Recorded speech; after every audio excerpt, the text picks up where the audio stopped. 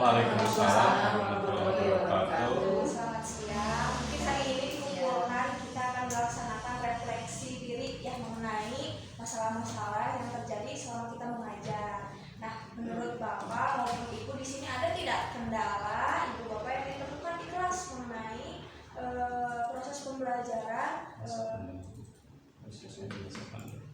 khususnya di masa pandemi yang dirasa ini kesulitan nih dan minta solusinya, ada pendapatnya dari Ibu Bapak Guru yang lain. Coba ada tidak yang kendala terlebih dahulu, silahkan siapa dulu. Ada di sini untuk kelas 5 beberapa bagian peserta didik itu ternyata setelah ditelusuri ada peserta didik yang tidak memiliki kuota. Jadi mungkin ada solusi dari teman-teman sekalian untuk solusinya. Ya, silakan bagi yang ingin memberikan solusi. Ini peserta didik ternyata tidak memiliki kuota. Saya Bu, boleh saja anak itu ya Bu bisa mengikuti dengan temannya yang dekat rumahnya gitu. Ya, bareng-bareng. Ya, bareng-bareng belajar dengan temannya itu sih. Ya, mungkin itu Bu dari saya. Berarti pengelompokan dengan teman yang rumahnya dekat. Iya. Bisa itu aspeknya itu dari temannya. Bisa kelompok bisa milih ya. Iya. Ada yang lain mungkin? Ada Bu, Ya, gimana Bu? bagaimana kalau misalkan kan kendalanya itu tidak ada kuota, jadi bisa nggak kalau misalkan kita mempunyai solusi gitu, bicara langsung kepada kepala sekolah gitu ya, supaya kepala sekolah itu siapa tahu ada anggaran dari sekolah untuk membeli kuota lah, kuota belajar, iya bantuan kuota belajar agar meringankan beban orang tua. Gitu. Oh iya. Itu bisa jadi solusi. Mungkin tindak lanjutnya sementara pengelompokan dengan teman yang dekat untuk kemudian bisa dikomunikasikan ke kepala sekolahnya itu ya. Iya. Sementara Untuk kuota ya, jadi permasalahan memang di semua kelas itu permasalahannya pasti kalau belajar daring seperti ini, ketika anak tidak bisa mengumpulkan tugas itu pasti alasannya mungkin ada yang kuota. mungkin ada jaringan nih Pak ya. Ya, dari jaringan dari kuota itu biasanya menjadi alasan utama untuk pembelajaran daring.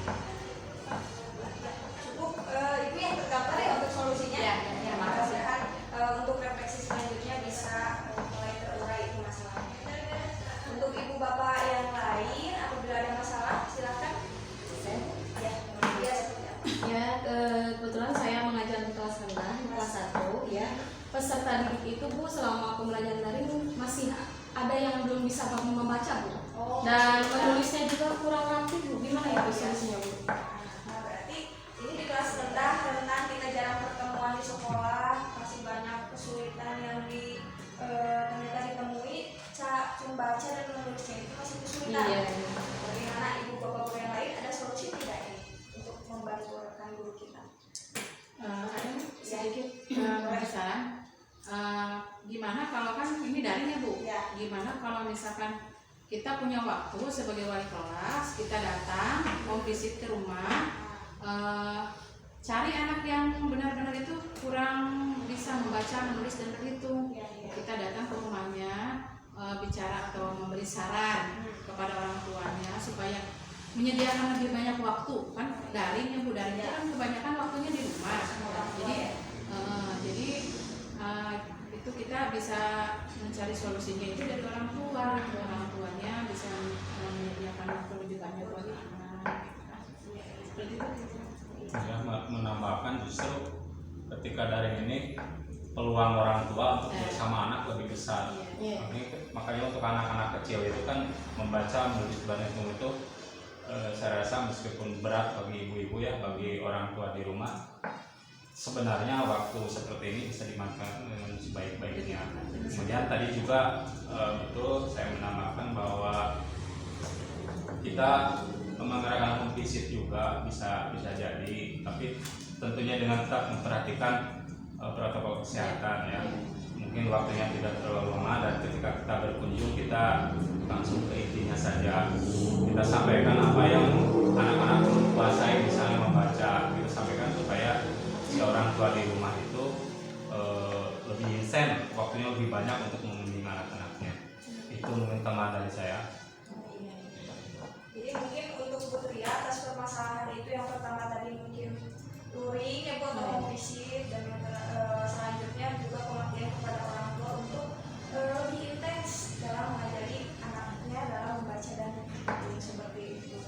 Ya, mungkin ada yang lain terakhir. Terima kasih Bu Nunung. Oh iya.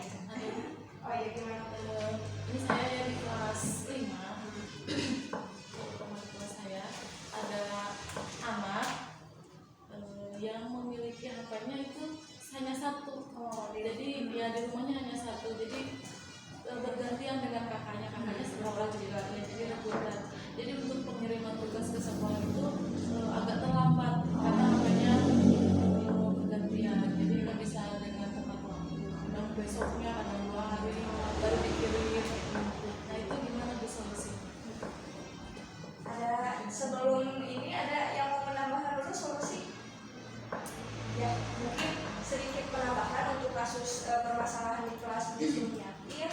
Jadi mungkin ibu bisa memberi kelonggaran waktu atas pengumpulan tugas yang Khusus mungkin untuk anak ini. Nah, khusus untuk anak tersebut, karena mungkin kalau misalkan melihat kita dari segi kemampuan finansial untuk pengadaan pembelian handphone mungkin agak terlalu sulit, jadi kita bisa beri kelonggaran waktu untuk anak tersebut dalam pengiriman ataupun bisa langsung mengirim ke sekolah mungkin ya. Nah, itu salah satu fisik langsung. Nah, dengan bukti fisik langsung itu tentu akan lebih meringankan mungkin ya, seperti itu. Ada yang lain? Tidak? Saran kali Ibu Bapak? Cukup ya? Nah, alhamdulillah nih refleksi pembelajaran di minggu ini telah kita laksanakan. Mudah-mudahan segala permasalahan yang kita utarakan tadi bisa solusinya bisa langsung direalisasikan oleh kita.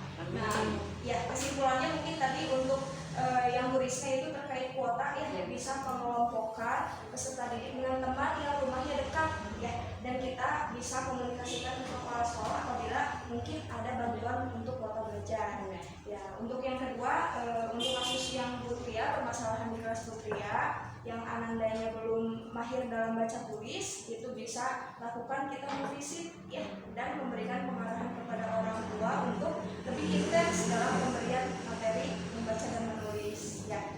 Nah, dan yang terakhir mungkin untuk HP yang bergantian ya, yang di kelas Bu Sumi itu bisa tadi diberi kelonggaran waktu dalam pengiriman tugas ya, ataupun bisa dengan bukti fisiknya langsung dikirim ke sekolah ya. Alhamdulillah refleksi diri minggu ini selesai. Selamat bekerja kembali Bapak Guru semuanya. Mudah-mudahan Allah selalu memudahkan kita semua. Amin. Terima kasih dari saya. Assalamualaikum warahmatullahi wabarakatuh. Waalaikumsalam.